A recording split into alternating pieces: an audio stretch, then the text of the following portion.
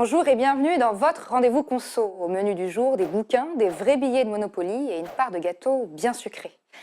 Que faire d'un vieux Becherel ou du prix Goncourt 2002 reçu en triple? La société recyclelivre.com vous propose de venir les récupérer gratuitement chez vous, à Paris, Bordeaux et Lyon, et bientôt à Lille et à Nantes. Ils viennent aussi chercher les CD ou les DVD dont vous ne voulez plus.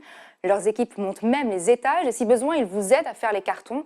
Alors il faut avoir au moins 100 livres ou CD à donner. Ça paraît beaucoup comme ça, mais on y arrive assez vite quand on décide de faire de la place sur les étagères.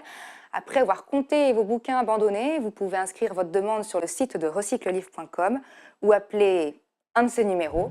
Vous ne recevrez aucune contrepartie financière, mais vous ferez une bonne action. Recycle Livre revend ensuite vos bouquins et reverse 10% de l'argent récolté à des programmes de lutte contre l'illettrisme. Une chance sur 375 de tomber sur des vrais billets de Monopoly, des euros en fait.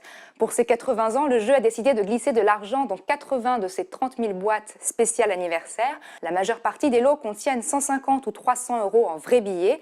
Une seule boîte, alors on ne sait pas où elle se trouve, en hypermarché, en vente sur internet ou en magasin de jouets. Une seule boîte contient carrément 20 580 euros. Un joli coup de pub de la marque qui vaut la peine si vous comptiez racheter ou offrir le jeu, ou si vous croyez dur comme fer en votre chance. On ne parle pas des mêmes sommes, c'est sûr, mais la probabilité d'empocher le gros lot au loto est de 1 sur 19 millions. Oui, ces gâteaux se mangent et oui, ils sont aussi très forts en saccharose. Les cake designers, c'est comme ça qu'on appelle ces pâtissiers sculpteurs qui obtiennent leur création en façonnant la pâte à sucre. Les cake designers sont de plus en plus nombreux à confectionner ces gâteaux-là dans leur cuisine. Les boulangeries aussi s'y mettent. Des Spider-Man, des fées, des chemises ou des doigts, c'est souvent très rose et parfois drôle. Et il paraît qu'on ne vous en voudra pas si vous laissez l'enrobage en pâte à sucre sur le côté de l'assiette.